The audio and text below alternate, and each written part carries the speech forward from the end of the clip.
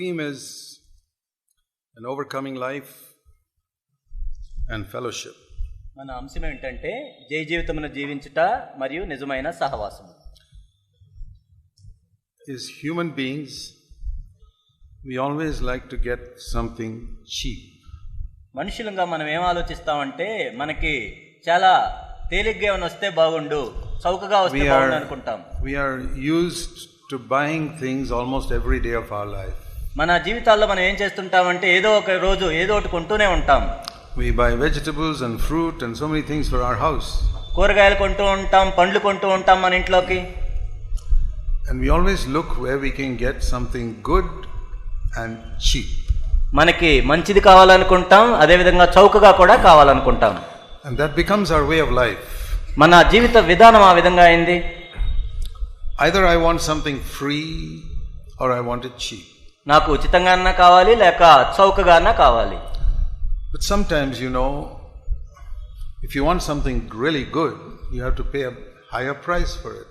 కొన్నిసార్లు మనకి నిజంగా మంచిది కావాలి, నాణ్యమైనది కావాలంటే ఎంతో ఎక్కువ ధర చెల్లించాలి. Many things that are cheap don't last very long. అనేక విషయాలు మనం చూసినట్లయితే చౌకబారుగా తక్కువ ఖరీదుగా ఉన్న ఎక్కువ రోజులు ఉండవు. Even these electronic gadgets, the really good ones that last long, are expensive. మనం ఈ ఎలక్ట్రానిక్ వస్తువులను చూసినా కూడా ఎక్కువ రోజులు ఉండాలంటే ఎంతో ఎక్కువ ఖరీదు పెట్టుకోవాలి. It's the same thing with salvation. అదే విధంగా మన రక్షణ విషయం కూడా. Same thing with an overcoming life. జయ జీవితానికి సంబంధించి కూడా అంతే. Or fellowship. లేక సహవాసం గురించి. If you want something really good, you have to pay a price for it. నీవు నిజంగా ఏదైనా మంచిది కావాలనుకున్నట్లయితే నిజంగా దానికి వెల చెల్లించాలి. For worldly things, that price is money.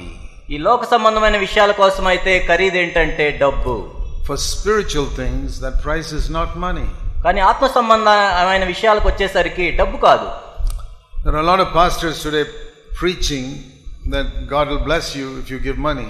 ఈ రోజు అనేక మంది పాస్టర్లు ఏ విధంగా బోధిస్తున్నారంటే నీవు డబ్బులు ఇచ్చినట్లయితే దేవుడు నిన్ను ఆశీర్వదిస్తాడని చెప్తున్నారు. That's a lie, because God is not in need of your money. ఎందుకంటే అది అబద్ధం. దేవుడికి నీ డబ్బు అవసరం లేదు. Businessmen need money. ఈ వ్యాపారస్తులకు డబ్బులు కావాలి. But God is not a businessman. కానీ దేవుడు ఒక వ్యాపారస్తుడు కాదు. He doesn't bless people according to how much money they give. ఏదో ఎవరో డబ్బులు ఇచ్చిన దాన్ని బట్టి ఆయన ఆశీర్వదించడు. We need to understand on what basis God blesses people. దేవుడు తన ప్రజలను దేన్ని బట్టి ఆశీర్వదిస్తాడో మనం అర్థం చేసుకోవాలి. And I want to tell you, first of all, it's got nothing to do with money. ఈ డబ్బుకి ఎటువంటి సంబంధం లేదు. It's got something to do with something far more valuable than money. డబ్బు కంటే ఎంతో ఖరీదైన దాంతో సంబంధం ఉంది. Now, many people think the most valuable thing in the world is money. అనేక మంది ఏమనుకుంటారంటే ఈ లోకంలో అత్యంత ఖరీదైనది విలువైనది డబ్బే అనుకుంటారు. That's a lie. అది అబద్ధం. So, we had a conference last year. గత సంవత్సరం మనం కాన్ఫరెన్స్ కలిగి ఉన్నాం. We need to ask ourselves, have we made some progress and growth in this 1 year? మనల్ని మనం ఈ విధంగా ప్రశ్నించుకోవాలి. గత సంవత్సరం నుండి ఇప్పటి వరకు కూడా ఏమైనా మనం ఎదిగామా? See, a lot of children sitting here who are from schools. అనేక మంది చిన్నపిల్లలు ఇక్కడ పాఠశాలకు వెళ్ళే వాళ్ళు ఉన్నారు. I think almost all of them would have got promoted to one class in 1 year. నేను అనుకుంటున్నా ఈ ఒక సంవత్సరంలో వాళ్ళు అంతకు ముందు చదువుతున్న తరగతి కంటే పై తరగతికి వెళ్ళారని. Probably all of them. బహుశా అందరూ వెళ్ళి ఉంటారు. If they were in 6th standard last year, they are in 7th standard today. గత సంవత్సరం వాళ్ళు 6వ తరగతిలో ఉంటే ఇప్పుడు 7వ తరగతిలో ఉంటారు. 2 years ago they were in 5th standard. 2 సంవత్సరాల క్రితం వాళ్ళు 5వ తరగతిలో ఉన్నారు. Every year they are going up. ప్రతి సంవత్సరం కూడా వాళ్ళు ముందుకు వెళ్తూ ఉన్నారు. How would you feel if your child stayed in the same class another year? అదే తరగతిలో వచ్చే సంవత్సరం కూడా మీ పిల్లవాడు కూర్చుంటే నువ్వు ఏ విధంగా భావిస్తావు? I don't think any parent will be happy. తమ పిల్లలు ఆ విధంగా కూర్చుంటే ఏ తల్లిదండ్రులు కూడా సంతోషించరని నేను అనుకుంటున్నాను. In the same way with God, we are His children. దేవునితో కూడా అదే విధంగా ఉంటుంది. మనం ఆయన బిడ్డలం. He does not want us to remain in the same spiritual level every year. అదే విధమైన ఆత్మీయ స్థితిలో మనం ప్రతి సంవత్సరం ఉండాలని దేవుడు కోరుకోడు. He does not want us to be defeated by the same sins year after year after year. మనం అదే పాపంలో ప్రతి సంవత్సరం అంతటా కూడా మనం ఓడిపోవాలని ఆయన కోరుకోడు. Supposing your child is in 2nd or 3rd standard. ఉదాహరణకు మీ పిల్లవాడు 2వ తరగతిలోనో లేక 3వ తరగతిలోనో ఉంటే trying to understand multiplication and division. వాళ్ళకి గుణింతాలు లేకపోతే భాగాహారాలు అవి నేర్పిస్తాం. And he's finding it difficult. చాలా కష్టంగా అనిపిస్తుంది అతనికి. All children find it difficult in the beginning. ప్రారంభంలో పిల్లలందరికీ కష్టంగానే ఉంటుంది అది. But after 1 year, he's still finding it difficult. కానీ ఒక సంవత్సరం తర్వాత కూడా ఇంకా కష్టంగా ఉంటే, after 2 years, 3 years, 4 years, he still cannot know how to multiply and divide. 2, 3, 4 సంవత్సరాల తర్వాత కూడా గుణింతాలు భాగాహారాలు రానట్లయితే, you won't get angry, but you'll feel sad. మనమేం కోపించం, కానీ ఆ బిడ్డ మీద మనం ఎంతో బాధపడతాం. And I want to tell you that God is not angry, but he's very sad when he sees the condition of some of his children. నేనేం చెప్తున్నా అంటే, దేవుడు తన బిడ్డల్లో కొంతమందిని చూసినప్పుడు ఆయన కోపగించట్లేదు, కానీ చాలా బాధపడుతున్నాడు. Because they are defeated by the same sins every year. ఎందుకంటే ప్రతి సంవత్సరం కూడా అదే పాపం వాళ్ళు ఓడిపోతూ ఉన్నారు. We don't become perfect suddenly. మనమేదో అకస్మాత్తుగా ఒక్కసారి పరిపూర్ణం అయిపోము. A child may take 20 years to get a PhD. ఒక PhD రావడానికి ఒక బిడ్డకి 20 సంవత్సరాలు పడుతుంది. That's okay, but every year he's going up towards that goal. అది సరే, కానీ దాని వైపు పరిగెడుతూ ఉన్నాడు ప్రతి సంవత్సరం. We also have a goal. మనకు కూడా ఒక లక్ష్యం, గురి ఉంది. That goal is to become like Jesus Christ completely. ఆ గురి ఏంటంటే యేసు క్రీస్తు ప్రభువు వలె సంపూర్ణంగా మనం మారిపోవటం. That is the goal God has for you. నీ ఎడల దేవుడు కలిగిన గురి, లక్ష్యం అదే. You know, just like you send a child to school, you got an ambition for him as to what he should become. ఒకవేళ ఒక చిన్న బిడ్డ ఒక పాఠశాలలో ఉన్నట్లయితే ఆ బిడ్డ ఏమవ్వాలని మనకు ఒక లక్ష్యం కలిగి ఉంటాం. And what a lot of money you are willing to spend in order to get your child to that goal. ఆ గురి నిమిత్తం, ఆ లక్ష్యం నెరవేర్చుకోవడానికి నీ బిడ్డ కోసం ఎంత డబ్బులు వెల చెల్లిస్తావో కదా. In the same way, think of the sacrifice that Jesus did on Calvary as the price God paid for your education. అదే విధంగా నీ ఆత్మ సంబంధమైన చదువు నిమిత్తం దేవుడు యేసుక్రీస్తు ప్రభువున కల్వరి శిలువలో అర్పించిన అర్పణ చూడు. Sometimes parents send their children to some very expensive college. కొన్నిసార్లు చిన్న వాళ్ళ బిడ్డలను చాలా ఖరీదైన కాలేజీల్లో చేర్పించాలంటే, the child is failing again and again in college. ఆ కళాశాలలో మరలా తప్పిపోతున్నట్లయితే, you say we are spending lakhs of rupees on you and you're not taking your studies seriously. నీ కోసమేమో నేను లక్షలు ఖర్చు పెట్టి చదివిస్తున్నాను, నువ్వేమో తీవ్రంగా తీసుకోవట్లేదు అంటాం. That is how God feels. అదే విధంగా దేవుడు భావిస్తాడు. I paid such a price to free you from all sin in your life. నీ జీవితంలో నీ పాపం అంతటి నుంచి విడిపించడానికి నేను అంత వెల చెల్లించాను. And that price was on Calvary. ఆ వెల కల్వరి శిలువలో.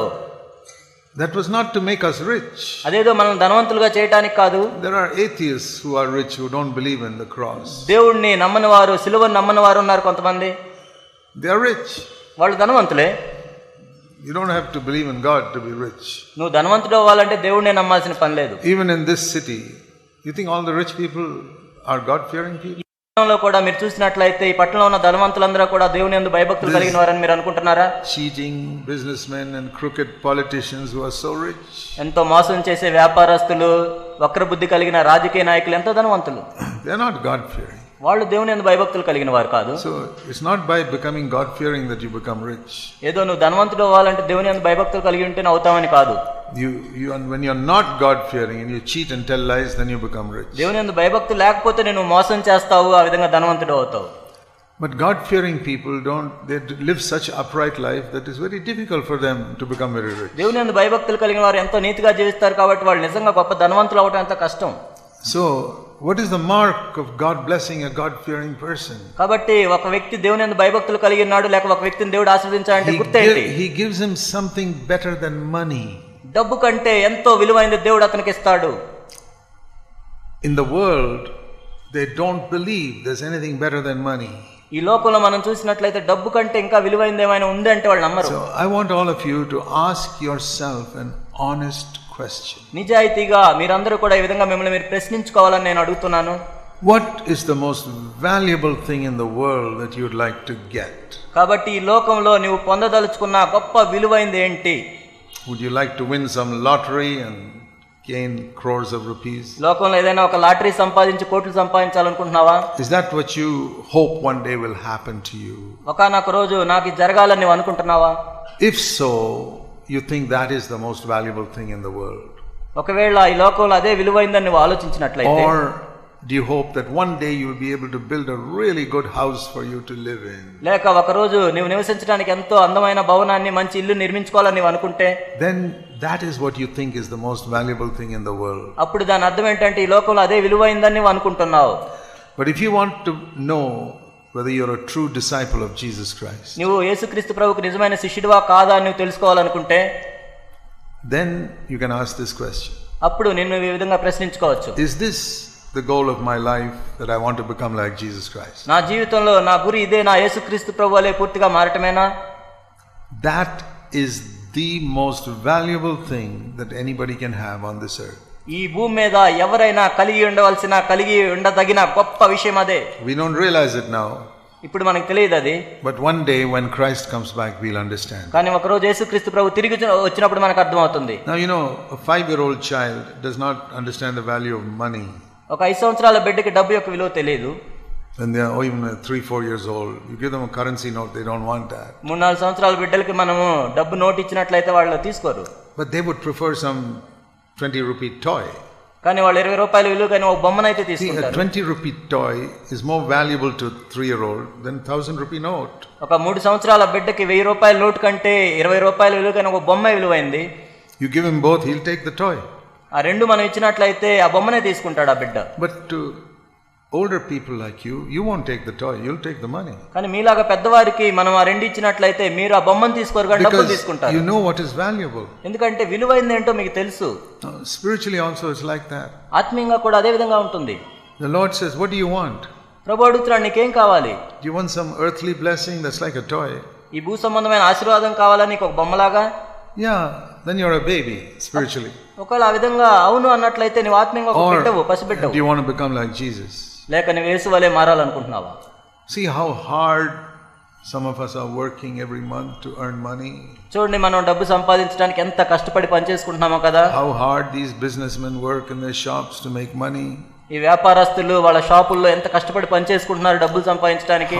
How many hours and nights you study in order to get a degree to make money. మనం డబ్బు సంపాదించడానికి ఎన్ని గంటలు ఎన్ని రాత్రులు కష్టపడి చదువుతున్నామో కదా ఒక డిగ్రీ సంపాదించడానికి. ఎందుకు? Because you think it's valuable. ఎందుకంటే డబ్బు విలువైందని మనం అనుకుంటున్నాం. Why is it people don't study the Bible like that? ఎందుకు మరి ప్రజలు బైబిల్ ఆ విధంగా చదవరు? Most students don't study the Bible like they study their earthly books. అనేక మంది విద్యార్థులు మనం చూసినట్లయితే వాళ్ళు భూ సంబంధమైన పుస్తకాల కంటే బైబిల్ని ఎక్కువగా చదవరు వాళ్ళు. That's why they are poor spiritually. అందుకే ఆత్మీయంగా మనం ఎంతో భేదవారిగా ఉన్నాం. We say God is the most important in my life. నా జీవితంలో దేవుడు అతి ప్రాముఖ్యమైన వాడని మనం అంటాం. But there are other things in our life which are more important. కానీ మన జీవితంలో నిజంగా చూసినట్లయితే వేరే విషయాలకు ప్రాముఖ్యతనిస్తాం. So then we say one thing with our lips, but we live another way in our life. మన పెదవులతో ఒక మాట చెప్తున్నాం, మన జీవితంతో ఇంకో విధంగా జీవిస్తున్నాం. And that is why we don't make the progress that we should. అందుకే మనం ఎదగవలసినంతగా ఆత్మీయంగా ఎదగట్లేదు. That's why even though all the children here are going promoted year by year by year, ఇక్కడున్న పిల్లలందరూ కూడా సంవత్సరం తర్వాత సంవత్సరం వాళ్ళు ఉన్నత తరగతులకు వెళ్తున్నా our spiritual life is not becoming better. కానీ ఆత్మ సంబంధమైన జీవితం వాళ్ళు ఎదగట్లేదు జీవితంలో. And our married life is also not becoming better. వివాహ జీవితం కూడా శ్రేష్టంగా మారట్లేదు. When I meet married couples, నేను పెళ్ళైన వారిని కలుసుకున్నప్పుడు somebody says, today is our 10th anniversary, we've been married 10 years. మేము పెళ్లి చేసుకొని 10 సంవత్సరాలు అయింది, ఇది 10వ వార్షికోత్సవం అంటారు. So I ask them a question. ఒక ప్రశ్న అడుగుతాను అప్పుడు నేను, do you love one another 10 times more than you loved when you got married? మీకు పెళ్ళైనప్పటికంటే ఇప్పుడు 10 అంతలుగా ఎక్కువ ఒకరినొకరు ప్రేమించుకుంటున్నారా? See, sometimes we don't like to talk about loving one another as husband and wife. భార్యాభర్తలుగా ఒకరినొకరు ప్రేమించుకోవడం గురించి మనం మాట్లాడటానికి ఇష్టపడం. We think that's a dirty cinema thing. అదేదో సినిమాల్లో మురికి సంబంధించిన విషయం అనుకుంటాం. I'm not talking about that cinema type of love. సినిమాలో చూపించే ప్రేమల గురించి నేను చెప్పట్లేదు. Those are all just words. అవన్నీ కేవలం మాటలే. So many young people say and sing such words to each other and get married. అనేక మంది యవనస్తులు అలాంటి మాటలు చెప్పుకుంటారు, పాటలు పాడుకుంటారు, పెళ్లి చేసుకుంటారు. And in 1 year they hate one another, and 2-3 years they have divorced also. ఒక సంవత్సరం తర్వాత ఒకరినొకరు ద్వేషించడం ప్రారంభిస్తారు, 2-3 సంవత్సరాల తర్వాత విడాకులు కూడా తీసుకుంటారు. Or the man goes after some other girl. లేకపోతే అబ్బాయి ఇంకో అమ్మాయి వెంట పడతాడు. That is the end of this cinema type of love. ఆ సినిమా సంబంధించిన ప్రేమలు చేస్తే ఇలానే ఉంటుంది. And I hope you young people will not be fooled by that. ఇక్కడున్న యవనస్తులు వాటన్నిటిని చూసి మీరు ఆ విధంగా మోసపోకూడదని అనుకుంటున్నాను. God's love is the only pure love. కానీ దేవుని యొక్క ప్రేమ మాత్రమే పవిత్రమైన స్వచ్ఛమైన ప్రేమ. And how did God manifest his love? దేవుడు ఏ విధంగా ప్రత్యక్షపరిచాడు ఆ ప్రేమను? Not by singing nice love songs to us from heaven. ఏదో పరలోకం నుండి ప్రేమకు సంబంధించిన కొన్ని పాటలు పాడటం ద్వారా కాదు. You know that very well-known verse in John 3:16. యోహాను 3:16లో మనకందరికీ తెలిసిన ఒక వచనం ఉంది. John chapter 3 and verse 16. యోహాను 3:16. Most Christians know is one of the first verses they learn. దాదాపు క్రైస్తవులందరూ కూడా మొట్టమొదట నేర్చుకునే వచనం ఇదే. God so loved the world that he gave his only begotten son. దేవుడు లోకమును ఎంతో ప్రేమించెను కాగా ఆయన తన అద్వితీయ కుమారునిగా పుట్టిన వారిని ఇచ్చెను.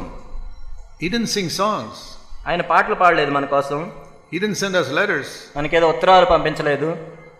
It's not by love letters and words and saying I love you. This is not the way God shows his love. ఏదో ప్రేమ లేఖలు రాయటం ద్వారా నేను నిన్ను ప్రేమిస్తున్నాను ఏదో కొన్ని మాటలు చెప్పడం ద్వారా దేవుడు మనల్ని ప్రేమించలేదు. Understand this simple verse which everybody knows. అందరికీ తెలిసిన ఈ వచనాన్ని అర్థం చేసుకోండి. God so loved that he gave. దేవుడు లోకమును ఎంతో ప్రేమించెను, ఆయన ఇచ్చెను. He gives. ఆయన ఇచ్చేవాడు. And what does he give? ఏమిచ్చాడు? Not something cheap. ఏదో విలువలేనిది ఇవ్వలేదు.